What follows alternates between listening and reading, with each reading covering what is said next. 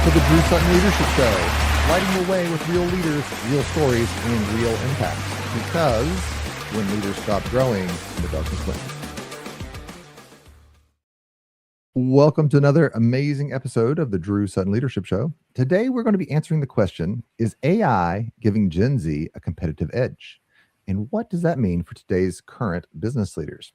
Answering that question, we have Andy Robbins, a 20-year-old founder, Cincy Inno 25 under 25 honoree, and author of the new book, AI for Boomers. While most generations were never taught how to think about AI, Andy built AI Answered to translate artificial intelligence into clear human judgment and real-world leadership decisions. He's on a mission to close the generational AI gap, helping leaders stay relevant in the rise of the Gen Z era. So without further ado, welcome to the show, Andy. Hi, everyone. Really quickly, just a personal note here. So Andy and I met probably in October at the Cincy Business Hop, I think. And it was such a refreshing thing. Of course, you guys know that I'm excited about the Business Hop group by Spilt Social. But Andy and his classmates from Miami came out, and it was just this shining moment when I got to see what Gen Z is going to be bringing to the workplace. I think a lot of times boomers and Gen Xers and even millennials like myself, we look at the next generation and it's hard to understand them because they're a little bit more relaxed and they're much more willing to engage tech and do things quickly, but then also enjoy themselves both at work and outside of work. And we read that wrong, but this book is a great example, and Andy and his friends are a great example of they are just as tuned in as we were in our 20s, except they're empowered by the tools that we've given them. And so Andy's super excited to have him on the show. You wrote this book in no time flat. I mean, I think we exchanged some texts on it, and then next thing I know, it's showing up in my inbox. How long did it take you to write this thing? It took around 4 months, but I spent 5 hours a day at least writing it. Just pulled several all-nighters. My co-author helped a lot as well, and we really just put 100% of our full focus in it, and had so much help from other people as well. Very cool. I love that. I love the intensity. Now, you are not in Ohio today. Where are you at? Where are you calling from? I'm calling from Luxembourg right now, so pretty far away. Yeah. So you're studying abroad right now. What's the topic of study? I'm studying finance and entrepreneurship, but over here, really, it's expanding my creativity, my horizon, where I'm just seeing a different country every weekend, where I'm doing the tech work during the week and the calls, the more administrative on the weekends. I love that. I love that. My daughter is over at the University of Louisville, and she's excited about her study abroad coming up here in the summer. Super Awesome. jealous of you. I tell everybody that life is a story, and if you're not writing stories, you might as well be incarcerated. What has been your favorite experience? I assume that you've been out over there since January. What's been a favorite experience so far? Yeah, I definitely say my favorite experience has been probably Bruges. Really, it wasn't the craziest place, but it was really refreshing just walking around. I traveled with a group, but I like going solo, and I just tried a lot of things on my own, and it was really refreshing just to be with myself and my thoughts, and meet some locals. I met a bodybuilder over there, and we spent the day together, and we exchanged perspectives, and he's in the computer science space. And it was really refreshing to hear what some of the people over here are working on versus, America, and how they view life versus how we do. I love it. Was that AI conversation? Yeah, we talked a bit about AI, and they're severely regulated over here. Actually, even in the book, we mentioned that we talked with someone who's working on policy in the EU, and they're more so afraid than America is, where America is trying more new things, and they're being a little bit more, how do I say this? They're a little bit more scared for where it's going because there's a lot of uncertainty. So they're regulating it a lot more. So his experience with AI is completely different than mine. Oh, interesting. Actually, this is I have a friend in Cincinnati, and he runs a bunch of AI meetups all over the country. And his comment was AI is really a border breaker because the folks working on it, it's so cutting edge and it's moving so quickly that the traditional views of, oh, I'm American or I'm Chinese or I'm German or whatever. Those the borders are kind of like fuzzy and fading away, and folks are swapping notes out back and forth. Have you been involved in those sort of conversations? Yeah, actually, at Pieces, where I helped build some LTMs, which is long-term memory, which basically just remembers everything you do, what you're saying, what you're doing on your computer, so that you almost have a second brain. I worked on a time tracker, which basically every day you could press and it tell you how much time you spent on each thing. And in doing so, and working there, I've learned that we're almost in a race with China. We're trying to see who can create the best AI and who's going to win the Mhm. market share.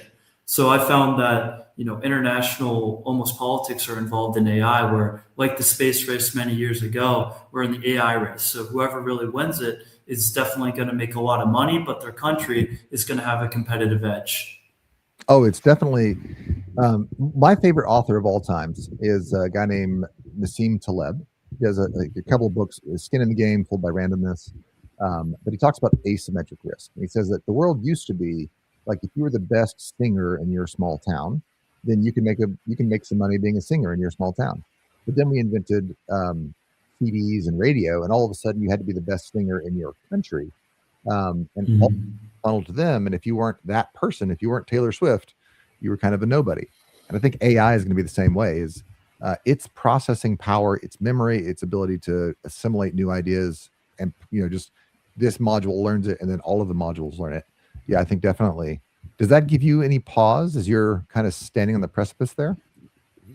Yeah, I mean, I'm working more so in the memory part, and I think that memory is kind of where it's going next, subjectively. But in a way, memory, being able to contextualize everything, takes away the part where when you're prompting or when you're asking AI a question, a big part of the problem is you have to provide it all the right context and make a very clear ask.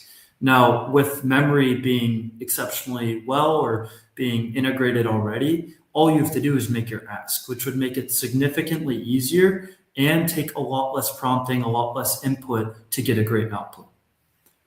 Yes. I see. I'm trying to figure out what to describe myself. I use agents a lot. I make my own GPTs all the time. I have not really stemmed into the hard workflows where my agents are consistently working together. But yeah, setting up those in Chat GPT, it's where I started. That's kind of where I hang out most of the time.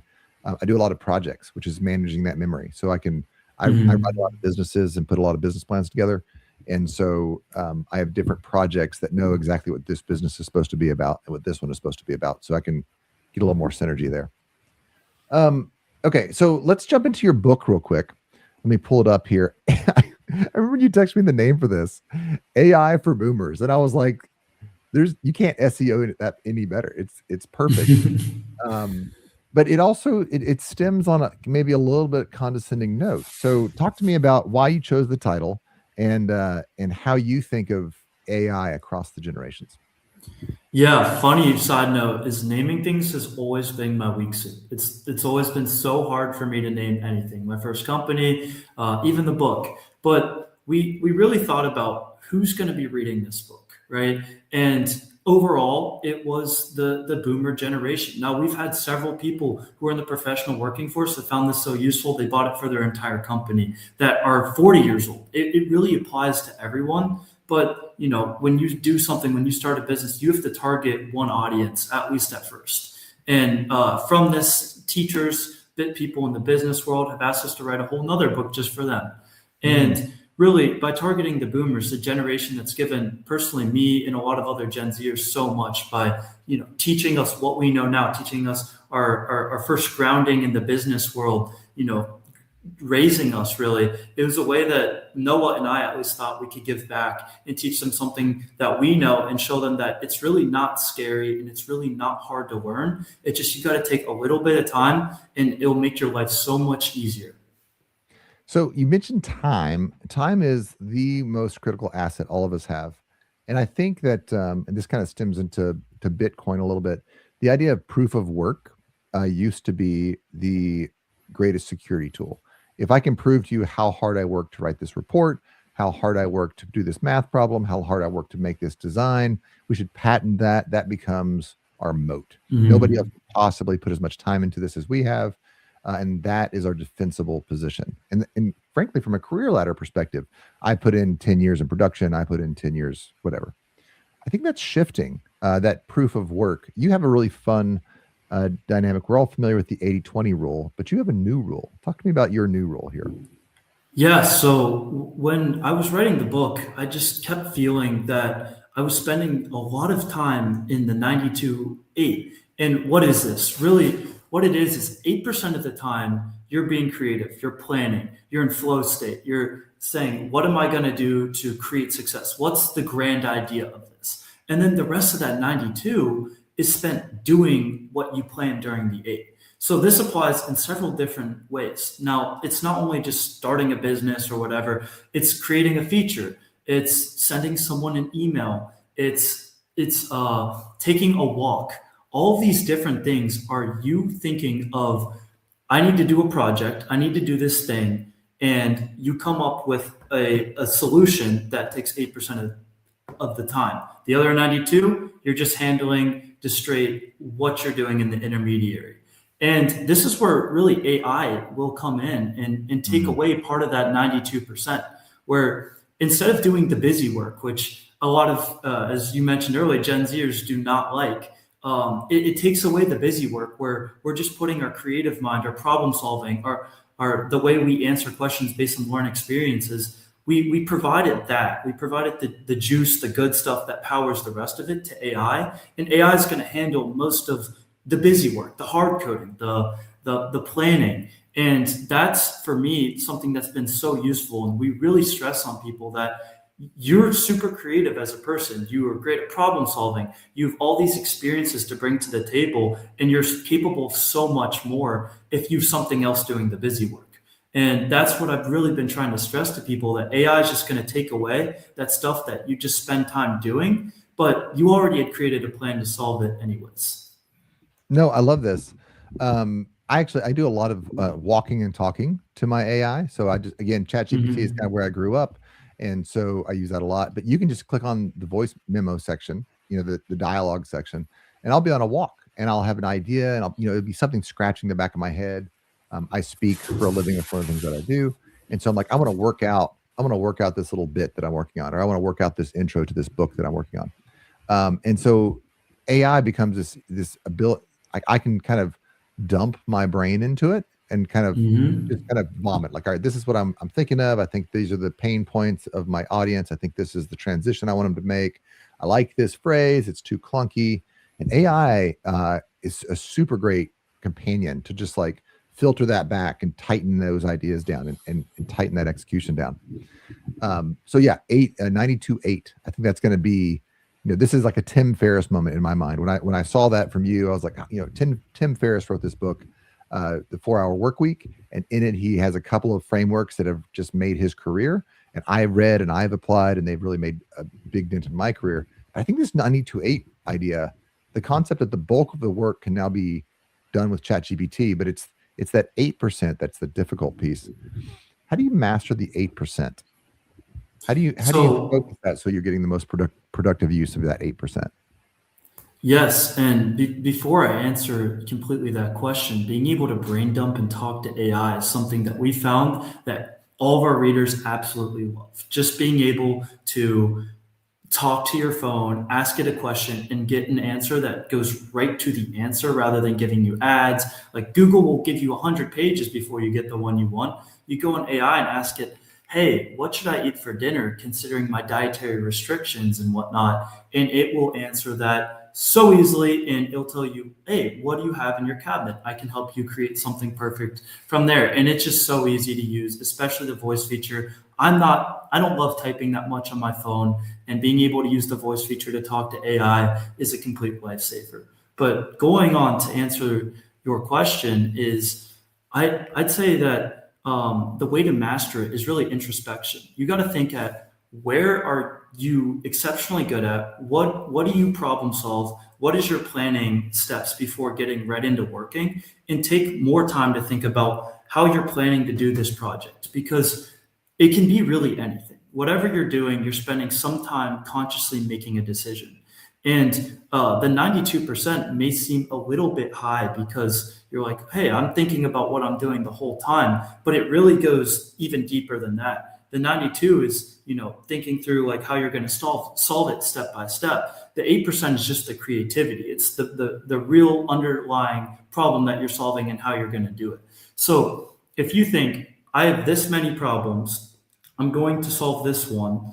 How can I solve this one in the best way? And you just think using your creative brain, using your research, whatever, come up with a document, come up with something on how you're going to solve it. And then you can give AI that document and ask how you can ask it to leverage and take over that other 92%.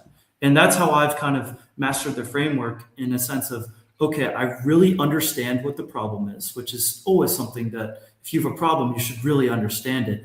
And I'll take some time to think about how I'm going to solve it. And then I'll brain dump just straight into a doc. A lot of times I use something called Super Whisperer. I just talk into my computer for a few minutes and give my thoughts. I talk with AI a little bit, condense it, turn it into something actionable. And then I'll put it into an AI agent, which is something that's pretty easy to use depending on what model you're using. If you're coding, if you're using ChatGPT, there's different ones for everything. But I'll put it into there and ask it to just complete the project for me. And a lot of times it'll do a pretty good job, but I got to go back, tweak a little bit. But really, it covers that bulk of like the intermediary. Okay, how am I going to make this look and whatnot? You can just say, oh, I want to change the color to blue. And it'll do that in 2 seconds, which is something that's really hasn't been seen before. No, this is true. I've just like this last week, I've started making AI apps. So for me, I've been plinking with Base 44. Base 44 does not sponsor this channel yet, but it's one of these, like, it's stunning how quickly you can put together, previously to make a basic workflow app where you have a little bit of a login and a couple of forms you fill out. We're talking $100,000 and 6 months to develop, right? It takes a long time to do that sort of work. I'm able to make those things in 10 minutes. It blows me away. Mm-hmm. And then if you want to change the color, you're like, well, hey, let's try this new color scheme. It runs through the wickets and it changes everywhere that it's supposed to change super fast. It is not only faster, but it's more comprehensive than humans are, which is really stunning. But I'll tell you what, let's talk about the book. I don't know if I've flashed the book up here yet. Here's your book. It's a super great tool for boomers who own businesses. So I'm in consulting. The old model of consulting was you come in, you analyze the business, maybe you make some process flows, and then you work with folks with their mindset and their people skills and a little bit their system skills, and you improve their business as you improve the people. But AI offers this amazing thing. So talk to me about some of the clients that you've had and some of the results that they're getting once they're starting to understand how to use AI. Yeah, and I think fitting for the book, I'll make one of our clients a reader first. And one of our readers texted me on a whim and said, hey, I never used AI before, but I downloaded ChatGPT after reading the book, and I've been using it for a lot of things. And this person was actually in the hospital, and they didn't understand what all the papers they were given said. And there were hundreds of pages, and it was kind of all over the place, and it was hard to get an executive summary on what's going on. What do I need to know? What do I need to do? I don't really want to read all this. And they just took a picture and uploaded it all to ChatGPT, and it told them exactly what to do. And it was just so easy for them. They could not believe that they didn't have to read a stack of papers because they were in there for a little while. And it told them how much they needed to pay and all these different things. And it really changed their life from what they told me. And that's just one of the examples of our readers. And if you'd like, I could definitely get into a few more just on the reader side. Yeah, let's definitely do that. But what I want to highlight here, I have a friend, he's in the AI space as well, and his comment to me blew me away. It was, AI doesn't just enable you to do more work. Because it enables you to do so much more work, you're able to tackle projects that you previously wouldn't even attempt. So for instance, I myself, I didn't grow up in the coding world. I grew up in the mechanical world. So if you want to talk about gear ratios and carbon fiber laminates, I'm your man. If you want to talk about, JSON files and backend IDEs, maybe not your guy. But AI has given me the confidence to tackle these projects that I think I used to think, oh, I can't get into that space. And so this story that you just told, we're reading, there's hundreds of pages of documents that I have to consume. I mean, that's hours of reading, and then I'm gonna have to organize it in my brain. it's just too much. Maybe it's outside. I need to hire somebody to manage that for me. But you throw it into AI, and all of a sudden you, the individual, have the ability to engage what maybe you used to have to hire a lawyer for. I'm not saying that you should use, ChatGPT for law, but I'm also not saying I'm not. So yeah, tell me some of the other stuff in business on the day-to-day work that once the Gen Z or the Gen X or the Boomer owners read your book, that they feel confident enough to start tackling, and some of the results that they're getting. Yeah, so really after it, a lot of people understand their customer and their story exceptionally well, but putting that into a digital landscape like website, like their apps and whatnot, a lot of times it can be a little outdated and very scary to, try to tackle that yourself. But really, AI is kind of like a guide. And through the book, we introduce it very slowly, and we start off the very basics, like what is it, why is it here, and then we get into more on like how you can actually use it in a business sense and how other businesses are using it to get ideas. For example, EY and accountancy. They're currently they spent, I think, $2 or $3 billion on AI initiatives almost a year ago, just to make their processes faster, to automate some of that busy work. Now, for someone who read our book, he owned I believe it was a cleaning company. He was doing everything on paper. And after reading the section, he realized that everything didn't have to be paper, and he could vibe code an app that digitized everything and made the Excel spreadsheets way more dynamic, and everyone could contribute to it. And just this use case saved him thousands of dollars, because some late nights he'd be spending writing down like what he was doing, which is crazy, which no one uses paper and pen anymore. But being able to digitize a business saves so much time, where you can spend it on either your business or spending more of it with the people you care about, like your family. And he's just one use case of how, a reader just got value and was able to directly apply it. But I can go more into a few examples on even our clients as well. Yeah, no, let's just talk about this though. The book, the way you described it, I think some people might think that it's a heavy technical volume, because you talk about the fundamentals of AI, and I think people are getting nervous that, well, am I going to have to learn about forests and randomization and AI guidancy, but that's not really the way the book is organized. So talk to me. So here I am, a non-technical person, maybe a business major that was more on the marketing side of things, very not technical, very creative. I run an agency, let's say. How does that book help me kind of wrestle with these high-tech concepts in a less intimidating way? Yeah, so one thing we did was the grandma test. We've all heard of the mom test, but the grandma test, where you get a 90-year-old to read this book and use ChatGPT, is a little bit harder. So what we made sure is we passed the 90-year-old test multiple times to make sure it was easy enough and understandable enough to get through. Even going over copy and paste very briefly, but just making sure they understood the skill. So really, our whole initiative with this was make someone who's non-technical understand what AI is conceptually, so they're not left out of the conversation. Something I'd say I've excelled at my whole life is storytelling and being able to approach problems in a way that everyone can understand and be a part of. So in writing this, we really started off super slow, explaining AI is just prediction, and it's not going to take over your life, making sure it's not something scary, but more of a friend for you.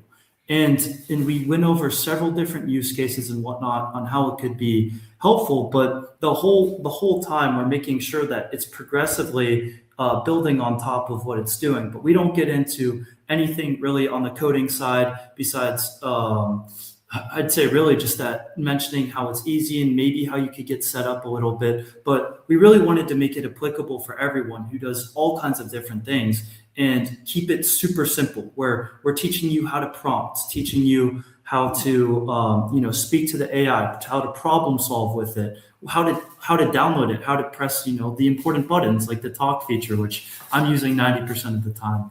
And that was really our goal, is just to keep it simple like a conversation. And we even used large text, so it's not hard to read. I know a lot of people have given us, that's probably our biggest point of feedback, is they love the large text. And I didn't realize that it was as big of a pain point, but a lot of people don't. So we were the first guide to use large text, and articulate our words in a way that everyone, even a 90-year-old grandma who hadn't used a computer in 20 years could understand. Download the app and have a blast with it. No, I love that, because I think the problem with most tech guides is tech people write them, and we think that what we're saying is simple language, right? We're like, oh, well, you just need to manage the protocols in the background, and you need to do your AI guidance. And to us, those are they're not even industry jargon; they're just basic concepts in coding. But and then you have the other side. So that's like the nerd side, right? But then you have the other one that's just like, oh well, and it just glosses over how everything works. It's like that, you should prompt correctly, but it doesn't talk about how to properly protect yourself from hallucinations, and doesn't help you understand the stuff in the background. And frankly, all the stuff that's doing in the background is pretty straightforward if you get the concepts layered gently one on top of the other. It is impressive in combination, but the ideas are pretty basic and fundamental to judgment and to data tracking. And so I love that your book has an easy entry point. If you just want to start prompting, there's a whole section on just use cases for AI, and this is how you prompt correctly. So if I just want to jump in, I can use it. But it also gives me some frameworks of, hey, this is what's happening in the background. So one of the reasons I don't like a Tesla, and I do like Teslas, but one of the reasons I don't like them is, I grew up in a world where I turned wrenches on the car. And can I make an engine myself? No. But do I understand all the parts of the engine? Yes. And so when I hear things in the car, I can be like, oh, this is what's going on. But I don't need to become a mechanic. And your book does a great job, I think, of balancing that line between the tech manual and the user's manual. I think it's great.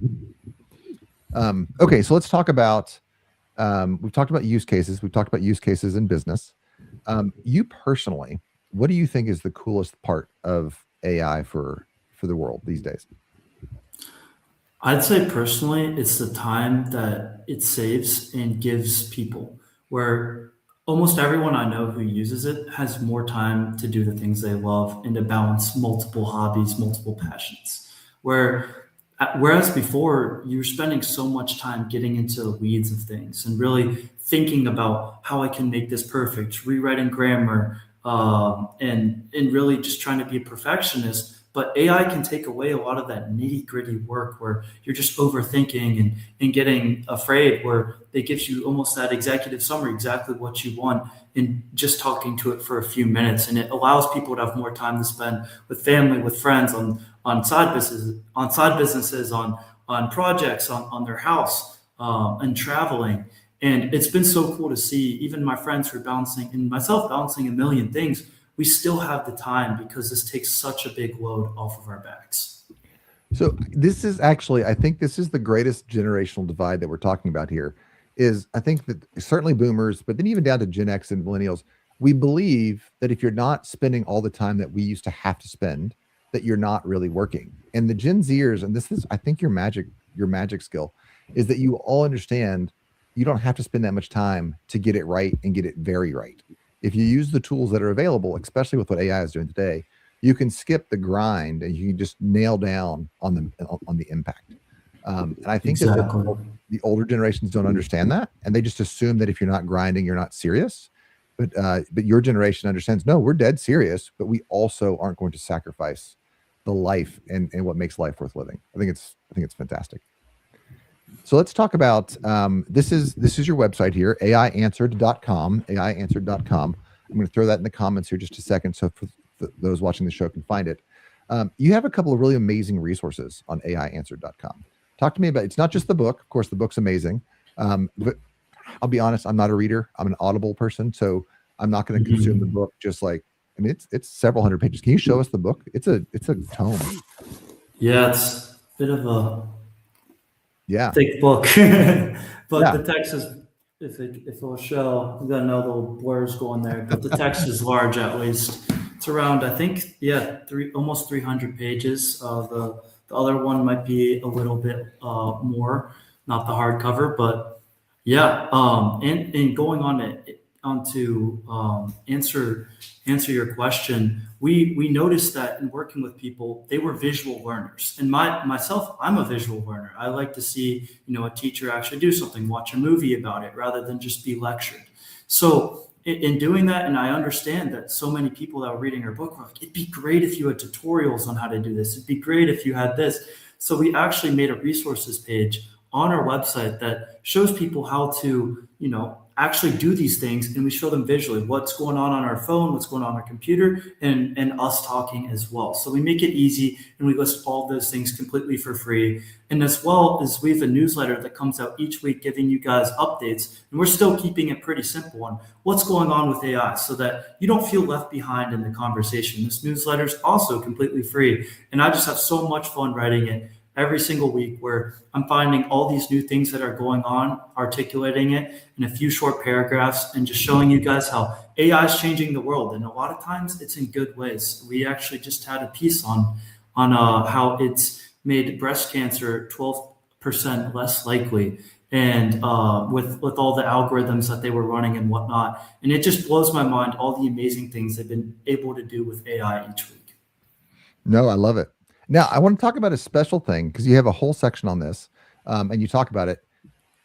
This, in my mind, is the most dangerous thing with AI. So AI makes everything super easy. It makes it very easy for me, an engineer, to speak eloquently, both in my on-stage presence and in my online presence. But that also means it makes it easier for crooks to catch a hold of us, right? And the joke when I was in my 20s and 30s was the Nigerian prince. But there's a new type of Nigerian prince out there, right? There's a new scam out there that is infinitely more intricate and can easily grab a hold of us. So how do we fight and recognize scammers in an age of AI fluency? I'm glad you asked that. And scams are one of the biggest problems in America today. And that's why we have an entire chapter on how to avoid them. So we built out a process, which you'll see more if you read the book. But basically, scammers today have a lot more access to tools and to resources that they did just a few years ago. For example, the Nigerian prince would send you a badly formatted email with no picture, nothing, from a weird email address saying that they're a Nigerian prince, they need some money, and it's almost comical before. You'd be like, who would fall for that? Although some people still did. And today, it's so good. The scams are so good that they'll have your bank's email, they'll have a picture, they'll have an address that seemingly looks just like your bank's address, telling you need to do this right now and press these buttons. Now, that's just one example, but there's hundreds of new examples of scams that are extremely hard to identify. And I'm not trying to scare anybody here, but we do have a solution, and we do have a tool that can make it much easier to identify if you're ever feeling, hey, I'm not sure about this, I want to make sure. Rather than calling a nephew or a tech person, you can actually screenshot it and put it into AI and ask, hey, can you do some research to see if this looks like a scam? And it is extremely accurate. We've had over 20 of our readers already do this and send us screenshots saying, oh my gosh, I almost got scammed. AI identified and said this was not the right address. And AI identified and said, this is a scammer. They would never do this in an email. And I found that to be so interesting, but we worked with several cybersecurity professionals and found that the best way to combating AI scams in this digital age is actually AI, which is crazy, but you have a tool. Although you're getting targeted, you have a tool to help you get through it. Yeah, no, I think this is one of the great things about AI. I actually use it. I'm kind of the unofficial tech guy in my immediate and semi-immediate family, right? Like the mother-in-law calls me, my mom calls me. I'm doing tech resources. Actually, my son is 15, and he has recently started managing the AI, the AI work. The tech support work. But no, AI is an amazing friend, even for somebody like me who has a pretty decent fluency in computers. It helps me dialogue. And but no, I love this. You said that you've already had 20 or more folks call you up. They've read the book just in the last 4 months, and they've already saved themselves money from scammers. This is a great example, again, why you need AI for boomers, right? It's not even like websites. I think that websites came along, social media came along, and there's this option just to not opt in. You're like, that's not for me. It's not my business model. But AI is a different thing. You're going to have to be involved, and this is a great entry point for you. We are kind of running out of time on the show, I'm afraid. So let me just give you the last couple of minutes just to talk to the audience. So floor is yours. Yeah, I'd really say that AI is not something to be afraid of. It's something to try over time and progressively just keep going on with. And I found that it's not something that you can really learn just in one day. It's always moving forward. There's always updates. No one's ever completely fluent in it, not even myself. So a good way to really just get started with AI is just to do one or two things with it every day. Try new things, be open to it. It's moving so fast, it's hard to keep up with. But if you're at least trying, putting in a little bit of effort every once in a while, it'll help your life tremendously.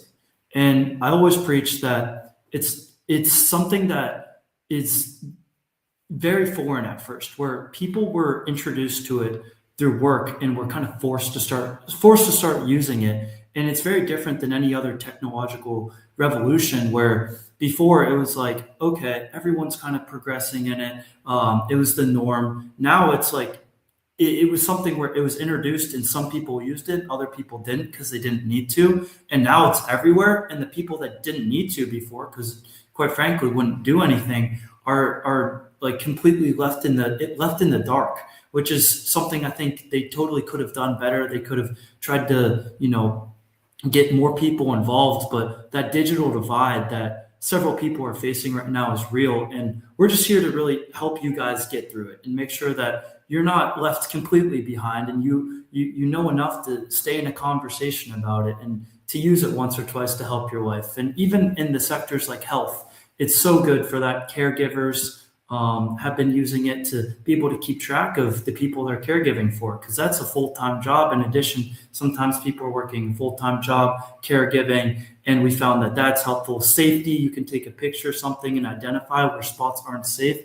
There's so many different use cases. And that's what we tried to do throughout the entirety of the book, is highlight all the different use cases of how you could use AI. And we didn't even get all of them, but giving you just the ideas of how you could use it in your life to make it easier, safer, more secure, and to keep your wealth intact. And I'd really appreciate you guys for hearing me out on this podcast. And I'm definitely open to any conversations. And we do workshops as well, teaching people AI and teaching their businesses AI. So I'd love to get in contact. Yeah, no, Andy's being modest here. He is a shining example of what Gen Z has to offer the workplace and has to offer our world in general. I love the phrase that you just coined, 92-8. The amount of work that we used to think things take, 92% of this probably going away, which is going to open us up to just focus on creativity and meaningful work and have AI do the heavy lifting for us. I love it. I think this is a great example of what Gen Z has to offer us. If you are a boomer or a Gen Xer or a millennial and you're asking yourself, how do I get into understanding AI? I know it's important. I mess around with ChatGPT. I know there's a lot more. I don't have time to become a Python expert or something like that. It doesn't have to take that. Andy has made an amazing resource here for you. AI for Boomers. I think this is going to be the new For Dummies series that exists in the world. And I love that Andy's put it together. Super excited to have him on the show. Definitely a under 25 guy to watch after he gets back from Europe, that is.